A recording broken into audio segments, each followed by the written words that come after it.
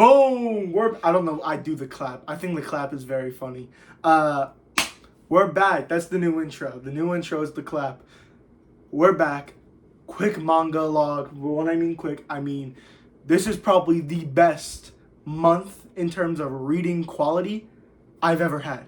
I've read a lot, and I read good shit. Even the last place 1 year is like some of the best stuff. Not even some of the best I've ever read, but like it's still like good quality. Like I enjoyed myself. If you don't know how I do reading logs here, I do it from worst to best. So the first manga I talk about was my least favorite thing that I read this entire month, and the last thing I talk about is the best. It's for viewer retention, even though I don't get paid. I know you all are just so blessed. Let's just get into the first volume. The first volume, and this is a manga that a lot of you might know because it's anime. It's actually coming out this season, and very underrated in my opinion. That is Elusive Samurai. I read the first 2 volumes this month. Pretty good. I actually enjoyed this a lot, especially the second volume. The second volume definitely sold me a lot more. Excuse me. The second volume definitely sold me a lot more in the story. I enjoyed the first volume. I enjoyed the characters, the premise, the story. I liked how this was a retelling of historical events. But the second volume definitely sold me more on just the journey that we're going to get through and the main goal of our characters. It was a very enjoyable ride. I would just say a lot more of these manga just invoked more emotions out of me. I was definitely a little bit bored with this first volume too, which isn't the greatest thing when you're reading manga. So yeah, but both of these volumes were good pieces of manga. I'm not going to say anything was bad. Usually every month I have one manga that was just either bad or I just didn't like it.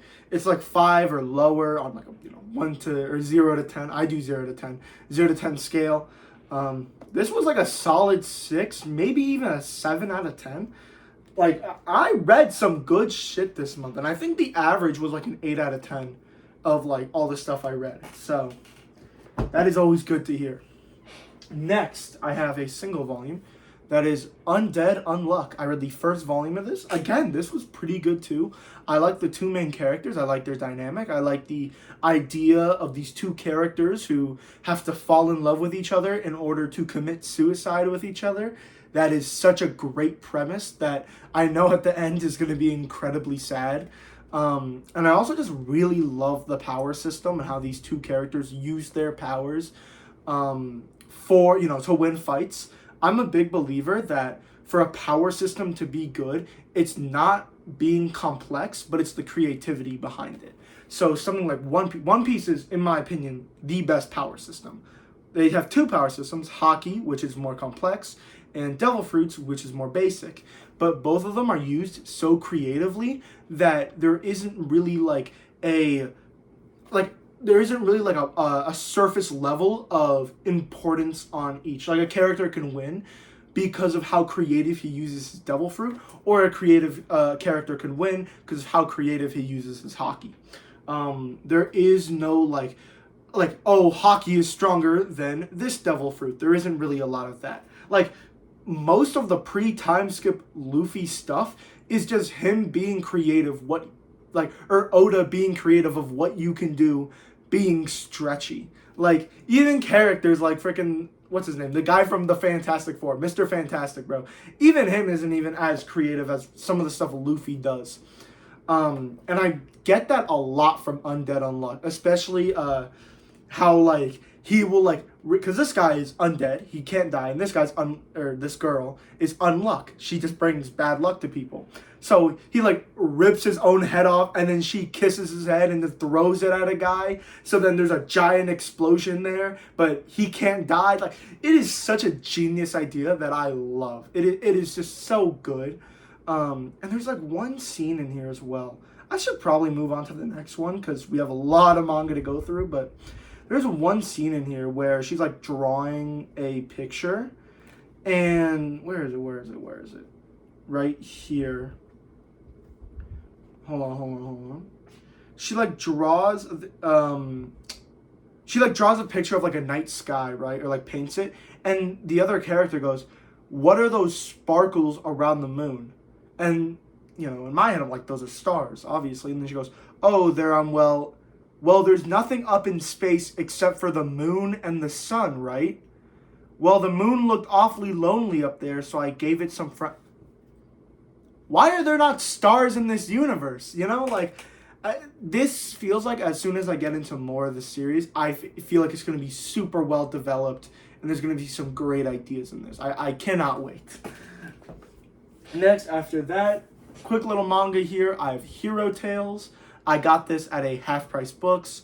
This was also a very enjoyable manga. I really like the three main characters. They remind me a lot of Sasuke, Naruto, and Sakura. Just like that classic trio. Same author. I think it's the same artist of Full Metal Alchemist, but not the same author.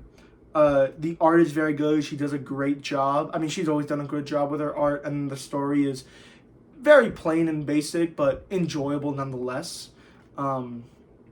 This is just a really enjoyable story with some likable characters. It does feel like a very classic shonen. But I looked up the other prices of the manga, and I don't know if I'm going to continue collecting this. They're not expensive. They are just hard to find. So we'll see what happens. There's only 5 volumes, though, so I'll probably still collect it. Next, I have a manga I've had in my collection for a while, SpiderMan Fake Red. So I read this entire thing. Again, really enjoyed it. You're going to hear me a lot with these earlier volumes in this video. Really enjoyed this one, basically about this guy who is, he does rock climbing because he wants to be like Spider-Man, and eventually he just finds, the suit and just starts dressing up as Spider-Man and pretends to be Spider-Man with no powers.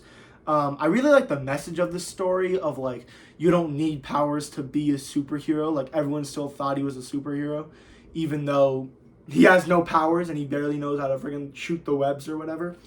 And it does have, a really enjoyable dynamic between the main character and this, I don't even know what her name was. She kind of looked like Gwen, the ghost spider or whatever, Gwen. Spider-Gwen, is she? I don't even remember. But yeah, this is just a very enjoyable manga and definitely one of the better Spider-Man stories I've read. Honestly, one of the better Spider-Man stories I've read. I read a lot of Spider-Man comics, and sometimes they get bogged down with these otherworldly ideas of the devil and the god and all these gods and stuff, when Spider-Man should be a very surface level, or at least ground level superhero. Saving a cat from a tree, and all this crap. And that's something I really appreciate in this story. Next, I have a, not really a manga, that some of you, maybe one or two, will not very like. It's this low. And that is All-Star Superman. It's not a manga, it's a comic. Going into this, I heard literally every single praise that I could. I heard it's the best Superman story ever. I heard it's incredibly emotional. I heard it's one of the best comics ever created. And it is very low for me. Until maybe the last third of this comic, I was incredibly bored. I could not care about the characters. I couldn't care about Superman. He was just too boring. I couldn't care about Lois. They do an entire thing where Superman, learns that he's dying, so he takes Lois to, the Fortress of Solitude or whatever, and there's an entire part of this comic where they're just going around different parts and Lois is going, oh, what's that? And he's like, that's a laser. And he's like, oh, silly, you're just playing, you're not really Clark Kent. And it's just boring. It's just so boring. But the later half of this comic does a really, really good job at selling Superman being very, scared of his eternal doom. It does a really, really good job of showing, Superman's thought process of, what he wants to do with the time he has left. And the ending is very, very profound. That he, found this comfort and that, yes, he will die, but he has, he put his trust in other people to protect the earth for him, and that trust pays off. and it's done really, really well. It feels like a Superman comic. But the like 80% of this comic is just so boring. Like, there's an entire half of this thing where, like, he goes to the Bizarro world or whatever, and it's just so boring. Oh my god. And I could not read, because if you don't know, the Bizarro characters, they talk like cavemen. They go, oh, me no hungry, me no blah, blah, blah, right? I can't read that for 30 minutes. I just can't. It gets too mind-numbing for me. It gets too boring. I just don't care. Yeah. But this is very good. Okay. Next. I have manga that did a lot for me. Wow, we're already 10 minutes in this and we're barely into it. Kaiju number 8, volumes 9 and 10. This did a lot for me. This series is getting a lot better, in my opinion. It started off very rocky. I did not care for this series at all. For the first volume, bored as shit. Did not care for any of the characters or whatever. But the author, he stepped up his game with probably around till volume 5 or 6. He stepped up his game. And I am appreciating the story so much more than I thought I would. The characters are so much more enjoyable. We're getting to this giant battle where, like, each character is facing off with their own kaiju. I do like, we're kind of taking, like, a Soul Eater kind of power system where the guy piloting a kaiju has to actually like the person. I really, really enjoy that. I love the fights. The art is incredible. The world building is surprisingly pretty good. And Kafka is definitely selling more on, like, he's selling more on his main character status. Beginning, I did not really like Kafka.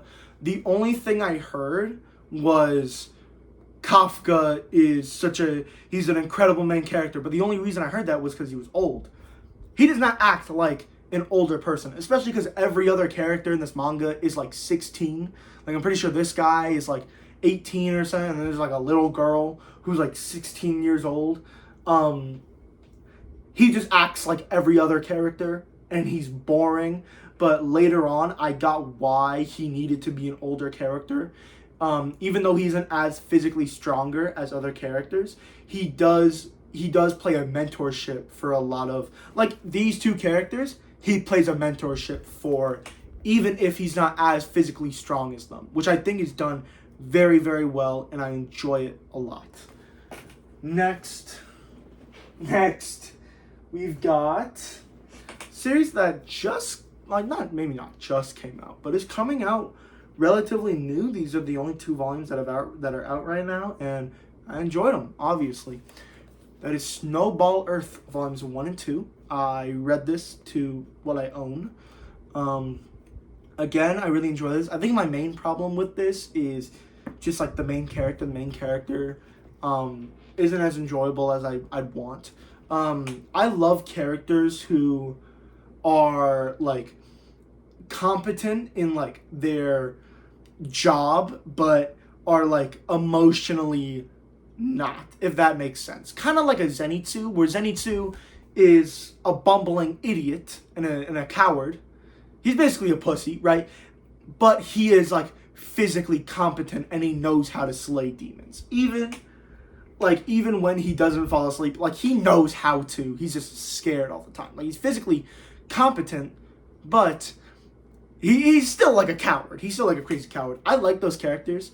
I think this is probably done one of the worst I've seen, because he is physically competent, but it's not really shown very well. He still is like a bumbling idiot when he is. I don't know what I'm talking about to this point. I really like Snowball Earth. I really like the world. I love the idea of, like, these kaijus from space that he has to fight off, and then, you know, he loses, so he has to go back to Earth, and it's just frozen over. Oh my god, my nose is so itchy. Holy. It's done very, very well. I love, like, this giant mystery on why or how or when, like, the Earth froze over. I like this girl too. This girl is really, really cool, and like her magical powers. I love like the symbolism between like this fire kaiju and this ice kaiju. Maybe there are other kaijus with different elemental powers. That's always exciting. The world building is very good. Like it does a lot for me to get interested in it, and for me to like want to understand this world and it makes me want to uncover this mystery. That's what I'm trying to say. Character dynamics are very good. The art is very good. Like still panels are really, really good, but a lot of the times I can't really tell what's going on. And the pacing is very good as well. This manga is just overall really solid. I couldn't say it's anything special though, except for the world building is done very well, and the atmosphere and setting are really good too. Next we have a manga that I would say is very similar to Snowball Earth. And there's a manga that was actually in, I don't know if you saw this, it was in my like spin the wheel thing. It's Marriage Toxin. I read the first 3 volumes. Oh my god, excuse me. This was really good. I think I'm not really getting what I want from this series. Basically the premise, this guy needs to get, he's like a born assassin from his family. His family are like a bunch of assassins, but he needs to like get married so his family can have other kids to train to be assassins, obviously. And so, but he has like no social skills because he was born just to kill people. He was like isolated a lot. He's born just to kill people. And so him, and then I think there's a guy actually. I'm pretty sure there's a guy. These 2 guys go out and try to get this guy a wife. I think the plot twist is that, well, no, because they need to have a baby. So it wouldn't make sense for him. I think that's why they made this a guy. Because it would just be, why don't you just marry this guy? Or this girl? Yes, I think I'm correct on that. He needs to have a baby. So it's like there are 2 plans to go out, get a wife, have a kid. That's the plan. I really love that part. I love the part where they're almost dissecting how to get and it doesn't come off as like overly like idiotic. It doesn't come off as very in your face. It treats the reader with respect, and I do love that. It is done like really, really well.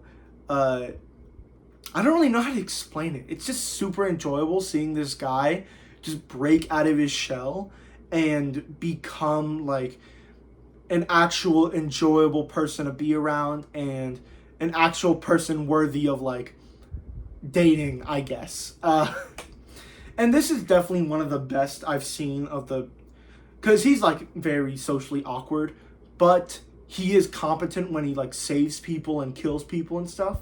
Like when it comes to murdering people, fantastic.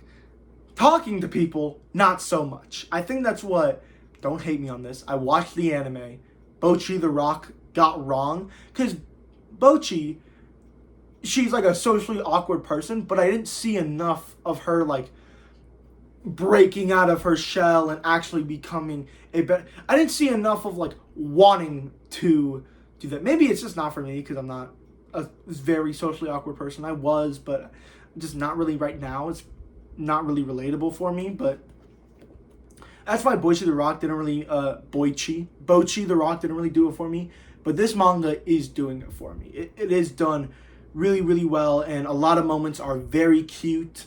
The romance is very good in this manga, especially because he's like dating 3 people at once or whatever. I think by the end of this volume he dates like 3 people, or he gets like 3 potential marriage options. Yeah, just really, really good. Just really good manga.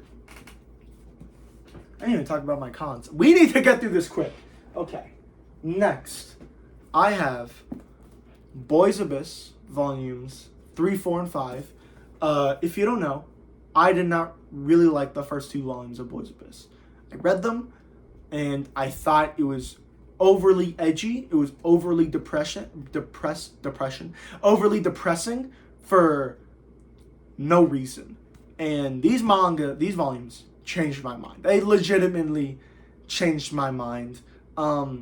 I realized where I still think it is a bit overly depressing.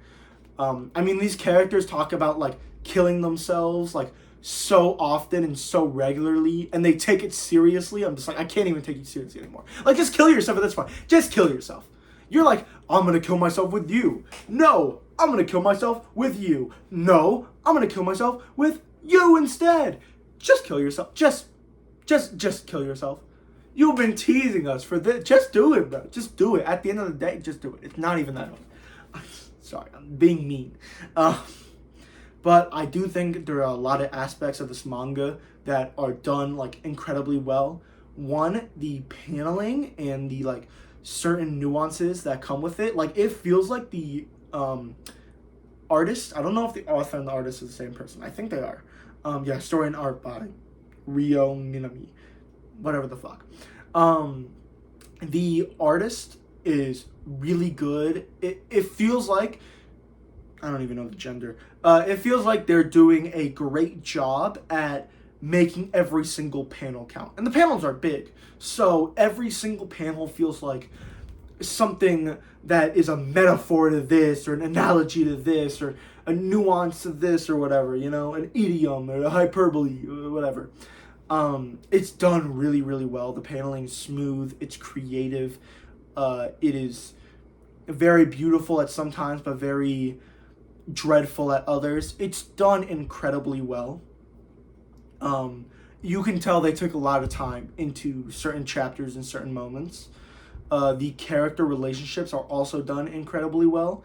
I have to say, a lot of the relationships feel very campy and very awkward, like real life relationships do. It's not like a One Piece relationship where they share a meal and now they're best friends.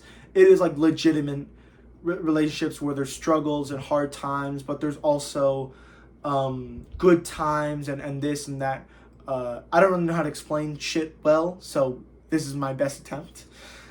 Yeah, Boys Abyss is done really, really well, and these volumes actually recorded really highly for me. There are certain scenes as well that I really enjoy where they show a panel of all the characters' problems, insecurities, and like just thoughts in one thing, and it is incredibly just not even eye-opening, but it's almost like it's a personal attack on the reader, because you know these characters aren't in a good mental space, and they're thinking things and choosing things that you would choose. And it's almost, you have to look within yourself and be like, shit, am I a bad person for doing this? Or do I need to work on myself for doing this? And it's done really, really well.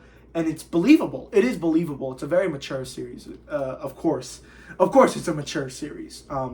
My problems still lie with it. I think a lot of the characters, while I said the conflicts and the writing is very realistic, I think a lot of it is unrealistic. There's a certain character here who's like a teacher or whatever, and I liked her character in like the second volume. Not liked her like she was doing a good thing. I liked her writing.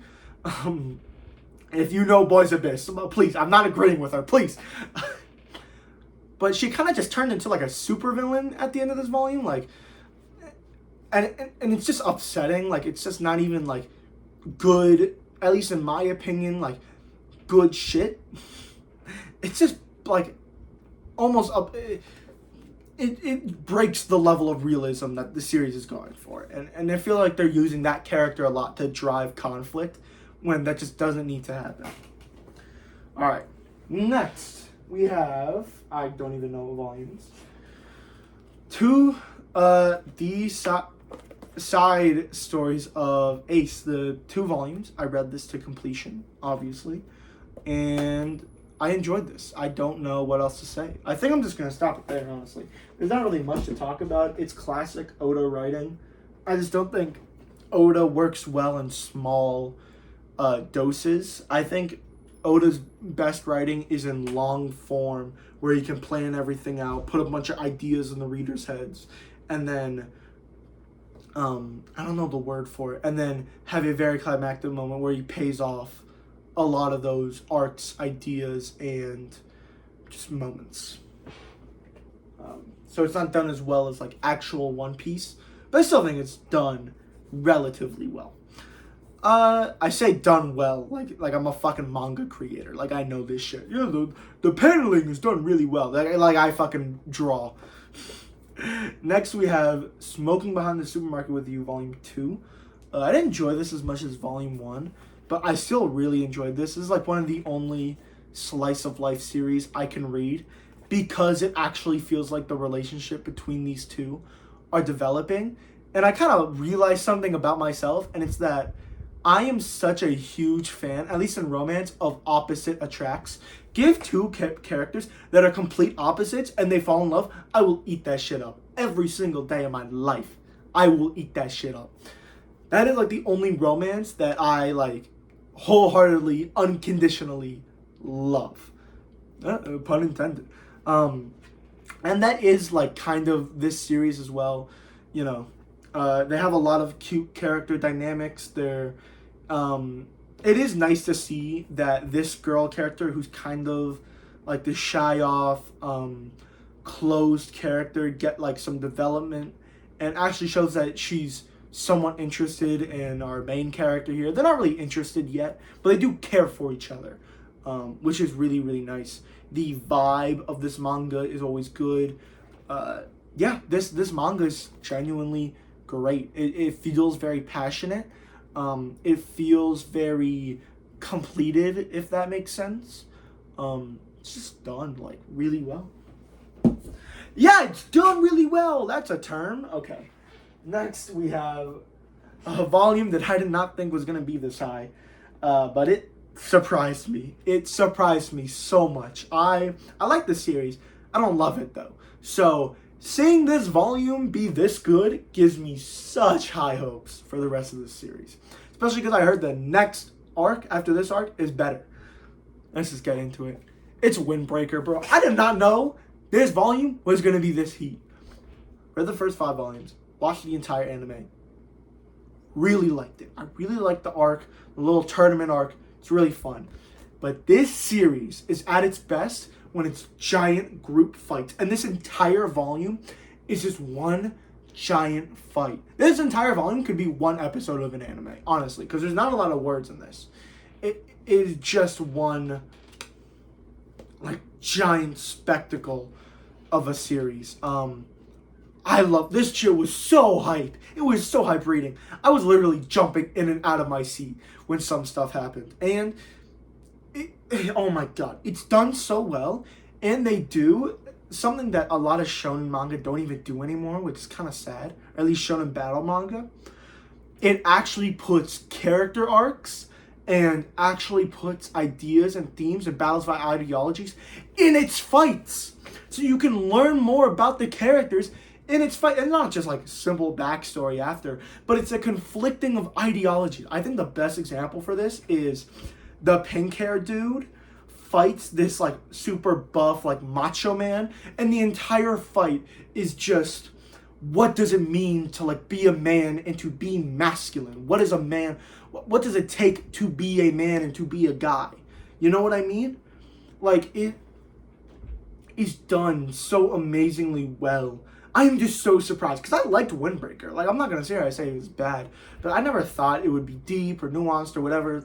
I knew I was gonna have fun, and I did not know I could have fun with also feeling with these characters so much. They not introduce, but you know, they have this character. I think his name is Nire or whatever. He's basically a Zenitsu-like character. He gets put aside. He's being protected by Eye Patch guy. Forgot his name. And he's just like, damn, I'm just so pathetic. So he goes to attack someone, immediately gets knocked out. And then as he's being knocked out, you just see his thoughts, and it's crumbling. It is genuinely crumbling. I don't even know if that's an adjective, but I'm fucking using it. I don't even know if what I'm using in terms is an this manga is good, bro. I'm moving on to the next one. Okay. We're moving on to the really good stuff, like the 8, 9, 10 out of 10 volumes. You probably won't be surprised when it's number 1. Yeah.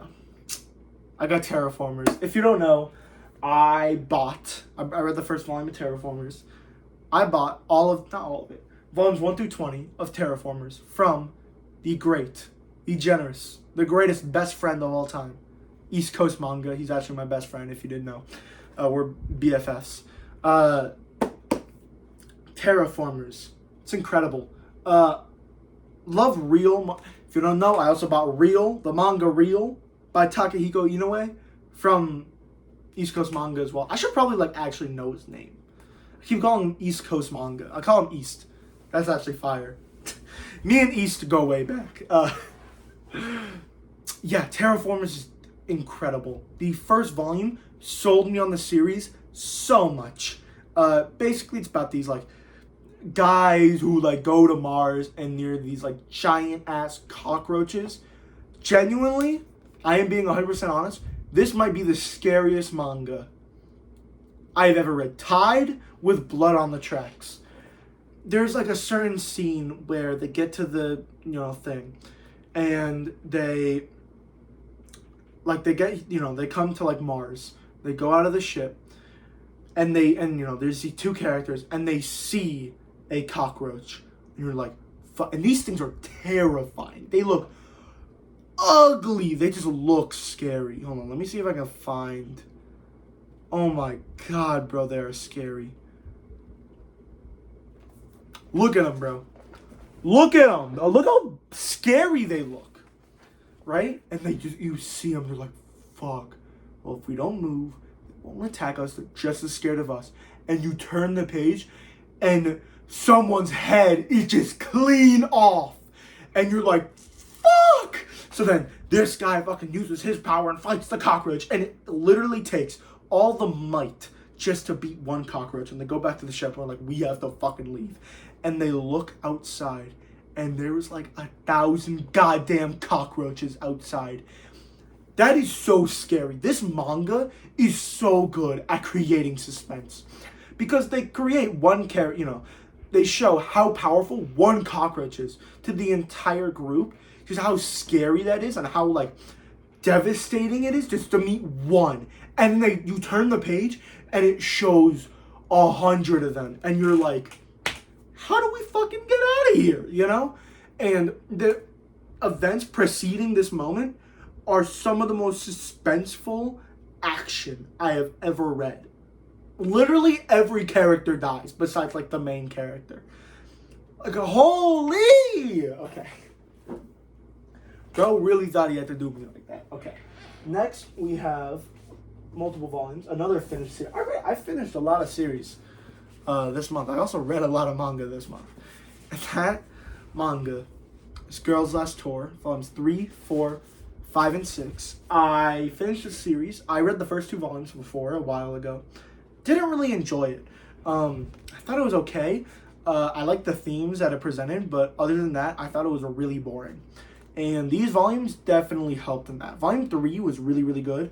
Same with Volume 4. Volume 5 was more of that boring stuff that I disliked. But Volume 6 and the ending, truly profound, truly incredible. Some of the best stuff one of the best endings I've ever read in manga. It feels like this entire manga was written just so the author could express this ending. And the ending is so dreadful and so mature. Even though I didn't care about these characters at all, I couldn't help but at least shed a tear for these 2 characters. Yeah, this is done just so incredibly well. The manga brings up a lot of themes about humanity that are just really, really good. It honestly kind of reminded me of The Horizon, which is back here, right up there. And if I say if I compare a manga to The Horizon, that's a compliment. This is my 3rd, maybe 4th favorite manga of all time. Manhwa, whatever. It's so good. The ending is so good. Basically, the ending, I'm going to just spoil the ending here. The ending is basically just, hey, okay, so the entire series is about these 2 characters who are just wandering the earth. The entire earth is basically destroyed, and they're wandering it to go find refugees, or refuge in general. And they are told that they need to get to the top of this building to find, like, the holy grail of food or whatever, right? climbing up these stairs, and they're losing resources, and they're just losing a lot. Like, they have this like mini car, breaks down, so they bring stuff with them, and you can just tell, and in your mind you're like, oh, this is hard right now, but once we get to the top of this thing, we're going to be set. Like, we're gonna have shit, you know? We're gonna have resources, we're gonna have food, we're gonna have water, we're gonna have gas. Everything is all good. And, you know, walking up these stairs, and it's just getting more, like, I don't even know how to explain it. It's just getting more, like, the tone is getting more dreadful and dreadful as they're climbing up these stairs. And the main character gets into this state where they don't even know what they're doing anymore. They're just climbing. She has no thoughts anymore. All she can do is climb upstairs. And it almost is like a reflection of life, of just being on an autopilot mode through days, through weeks, through months, through years. And as soon as they get to the top, nothing's there. They got to their goal. They got, you know, they achieved their mission, but nothing's there. All that's there is just more stairs to nothing. They lead to nothing. And they go, you know what? Let's celebrate. They go, all right, let's open some food. We have no food. Okay, let's drink some water. They drink water, and they celebrate being there, and they have no food. They have no gas. They barely have any more water. They're exhausted. And that's okay. And at the end, they're like, what are we going to do now? And she just goes, we can just watch the sunset. And they watch the sunset. And it's genuinely beautiful and heartbreaking at the same time. Because you see these characters throughout this entire manga heading through this, you know, wandless mission of, we don't even know if this thing exists. And it doesn't. It would be like at the end of One Piece if the One Piece didn't even exist. That's how heartbreaking this was. I think it has a lot of reflections of life and death and humanity and what it means to be human and what it means to be alive, that the author just wants to share. And I think it is incredible. I think it's on the same level of Hide and Closer of endings. I think Hide and Closer has one of the best endings I've ever read in manga. Period. I think the best ending I've ever read is Haikyuu. I think Haikyuu has the best ending, and then Monster is probably number 2. But Girls Last Tour and Hide and Closer are probably 3 and 4. You know, you interchange those two. All right, next. I know I'm yapping so goddamn much. We're not even done yet. We're not even close to done. We're already 37 minutes in. Oh my god. I'm gonna talk about manga for an hour. Okay. We have 100 girlfriends who really, really, really, really love you. I'm gonna kill myself. This manga is so funny, bro. I'm just gonna leave it there. We have to get through this stuff, bro. We have to get through this stuff. There's so much to talk about. 100 Girlfriends is the funniest manga I have ever read. Right next to a manga I will mention in this manga. They're 1 and 2, interchangeably. They are both hilarious. Next, I have Tokyo Ghoul, volumes 5, 6, and 7. Volume 7 is definitely where it hits its high horse and gets a lot better, because they have this certain moment where the main character gets tortured, and it is genuinely some of the best writing I have ever, like, they legitimately break down this character. I've never seen it done with a main character. Usually the main character is escapable from heavy trauma, and just super hard consequences. Like, the only manga I've ever saw or read that gave its main character extreme consequences was One Piece. And I applauded One Piece for doing that, you know? Like, side characters can be killed off here and there or whatever, but One Piece is the one manga that actually gave Luffy, the main character, consequences for his actions. This manga does that, but on a greater scale. So basically, there's a scene, main character, they're all like fleeing this scene or whatever, him and a bunch of other people, and they're captured by a bunch of ghouls. The main character is like, you know what, guys, take me instead, because he's like this rare ghoul. Just let these guys go, take me instead. They're like, fine, I'm a man of my word. Man of my word. Shut the fuck up. You're not the man of your word. I will let these guys go if, you come over here. And I assumed, oh, he's just probably going to be working for them or still held captive or whatever, because he's the one-eyed ghoul. No, this guy gets tortured. He gets his toes ripped off. He gets a centipede in the brain. He actually doesn't let any of the group go. He takes a daughter and the mother of that daughter and says, choose which one to live. And he goes, I don't know. I want them both to live. And he's like, well, I'm going to kill both of them then. And he does. So, yeah. Some of the best writing I've ever seen. Some of the best paneling I have ever seen. Genuinely the best paneling I've ever seen. Let me find this moment. I don't even know if it's this volume. There's a scene where he's like in his own brain. Here it is. This is genuinely the best paneling I've ever seen. Look at this, bro. Look at this. This is disgusting. It just shows his mental mindset and where he's at mentally. And then I'm pretty sure turning this page... No. There's like a scene where he's like, yes, bro, this one. Oh my god, bro, look at this. He's getting tortured. He should not look like that. There's like one scene where he's like talking about his mother. Oh my god, bro. It's so good. It's so good. I heard Tokyo Ghoul was one of the best manga ever created. And I didn't understand why, especially early manga. Early Tokyo Ghoul. I did not understand why people loved it just so much. Oh my god. Look at this art, bro. Look at this art. Look at that. Holy. I did not really understand why, especially early Tokyo Ghoul. I mean, it was good. Like, it was really, really good. I enjoyed it a lot. I couldn't see best manga ever. Now I can see it. It's not my favorite in the world. Definitely, it's not really, I guess for me, it's not really for me. It's a bit edgy for me, too edgy. But I cannot deny how well the author just creates these moments and expressions, to say the least. Okay, next, we are finally on our last tower of manga. If you don't see, you probably checked the thumbnail. We're on our last tower. We have 4 volumes here of Blue Box. I'm not going to talk about this much. Fun little romance. I know that's crazy to say with this being higher than a lot of other stuff I praise. Genuinely the best romance I've ever read.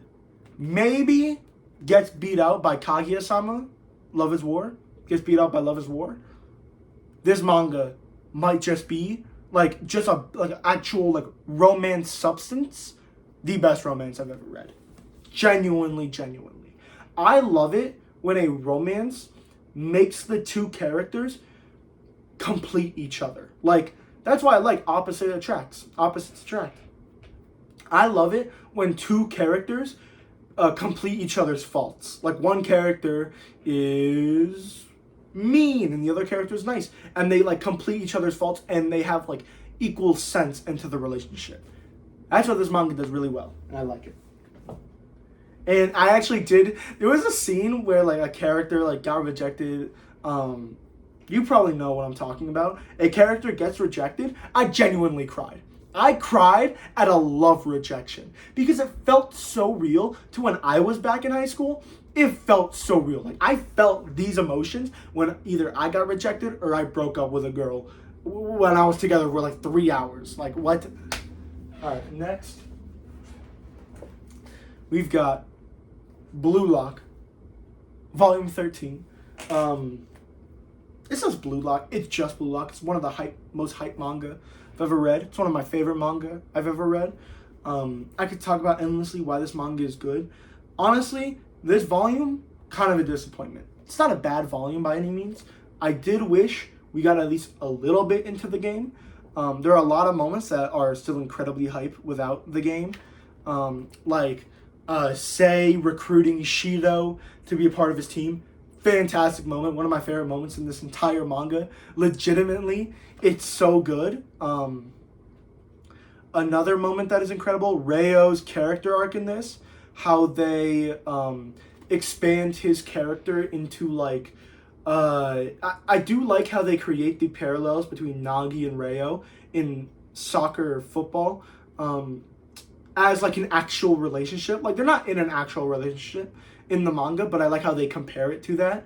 And literally Rayo being like, oh, someone else makes you feel that way instead of me. Like, how more on the nose can you get? But it's still done so incredibly well. There was a moment for Rayo. I forgot what it was, but I remember reading it that I absolutely loved it.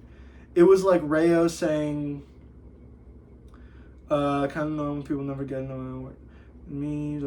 Oh yeah, I remember. It was him being like, yeah, I can go back. Like if I lose here, I can go back to my life. Like I'm rich, my family's rich. I can just go back to being like a CEO of my dad's company or whatever. I don't technically need football, but I still want to be the greatest. And I absolutely love that. How he realizes the reason he's not as good is because he mentally does not need to fight as much as other characters. Because other characters here, their entire life is football. If football fails them, they can't really do anything else. They're kind of screwed. Even for someone as shit as Igaguri, football is the only thing he can do. If he doesn't do football, he has to be a monk.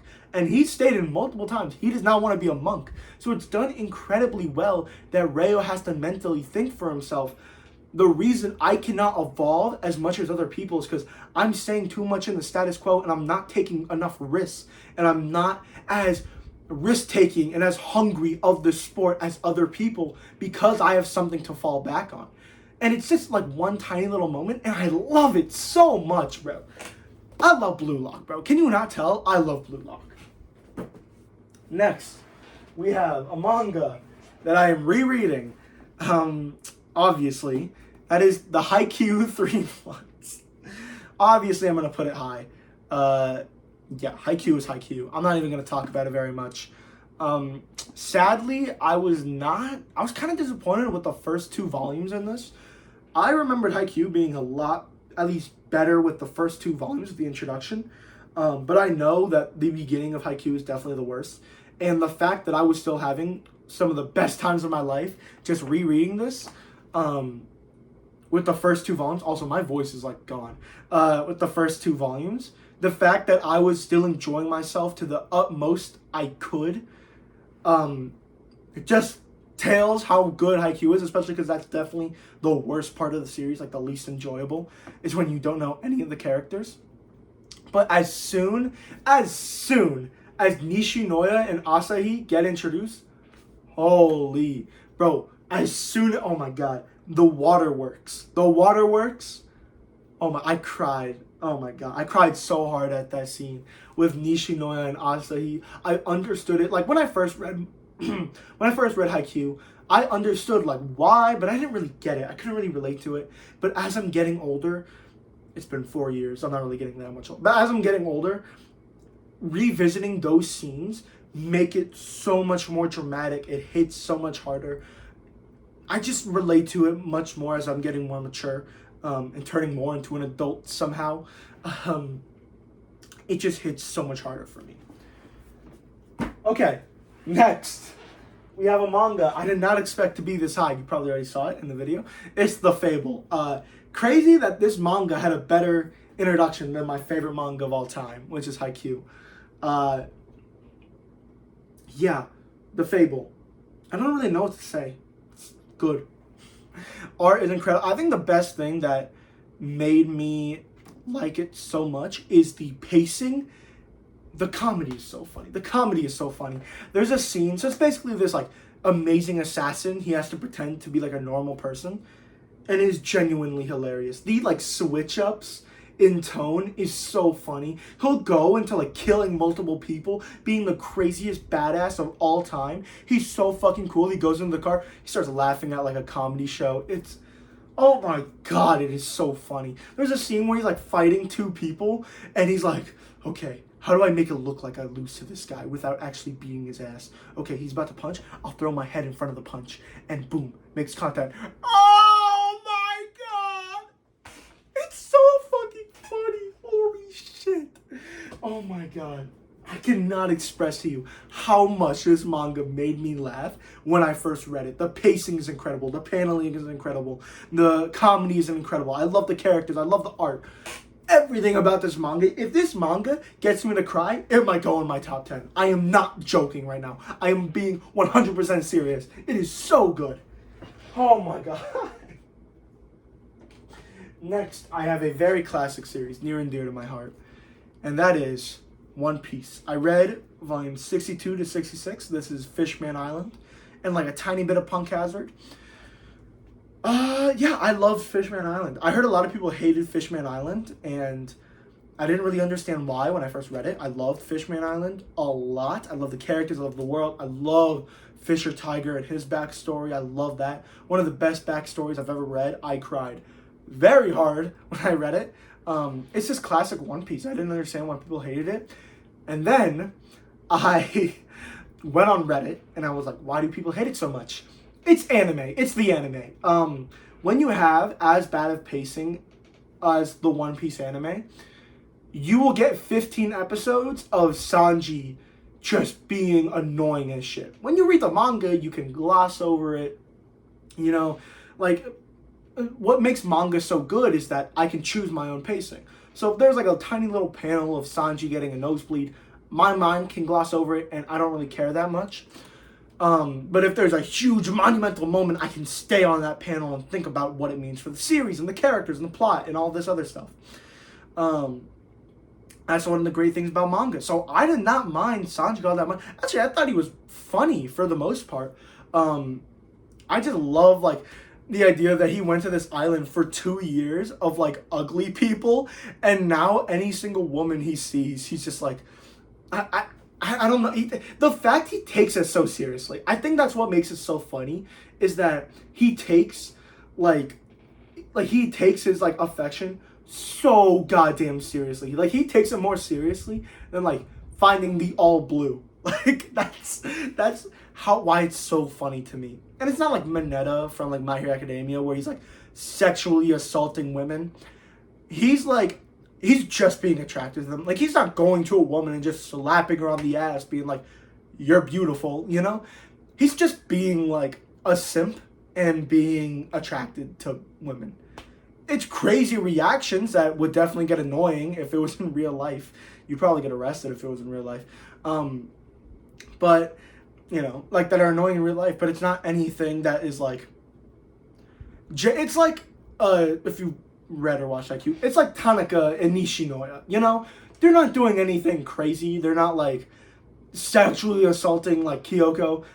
They're just being funny and being attracted to her. It's not anything like overdone. Why am I trying to explain this? I don't know why. I'm just going to skip through it. And my number one here, genuinely, I am being 100% genuine when I say this. This might be the best volume of manga, singular volume of manga, that I have ever read in my entire life. I am being 100% when I say this. It is The Boxer Volume 7. This manga, which is not even a manga, a manhwa, genuinely might be one of the best pieces of fiction I have ever read. It's my second favorite manga/manhwa. And just experiencing this is so good. So good. The reveals in this manga are incredible. Oh my god. The author just makes you hate these characters so much, and then a couple panels go by and now you find yourself rooting for them. And the ending of this volume, the ending, oh my god, freaking the blonde hair, I don't even know his name, the blonde haired guy just coming into the ring and stopping the, that is one of the most, I hate saying, I know that I say this a lot, I hate being like, this is nuanced, because I sound so pretentious, but it is genuinely one of the most nuanced and metaphoric and real, not even realistic, but just beautiful moments of this blonde-haired guy representing life, and you, not you, the reader, but the character you, representing death and him literally stopping it from Fabrizio, and that being the miracle that God sent down. It is done so well. I love this manga. Oh my god. It is so good. Do you know how many tears I cried at this man's backstory, bro? Oh my god. I was praying to God too. I was like, please forgive this man. Please. It is done so goddamn well. I cannot explain how it's done so good. I just can't. This is just made for me.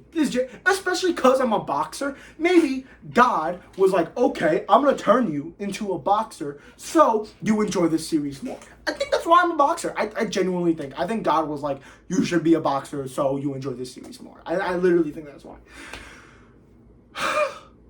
Yeah. I love this. This might become my favorite manga / manga of all time. It might be Haikyuu. I've said that a lot. It might be Haikyuu. And then I go revisit like a couple volumes and that idea insanely switches because I literally cannot imagine anything being better than Haikyuu. Haikyuu, it's like when people imagine how big space is. Like scientists will literally say humans, like space is so big, humans can literally not imagine how big. It's like me with thinking a better series of Haikyuu, you know? Yeah. I like the box. Okay, this video was very long. My voice is destroyed. I'm gonna go take a nap. Thanks for watching. If you made it this far, please comment down like, oh my god, I don't know what you would even comment down. Comment down like a thumbs up or something.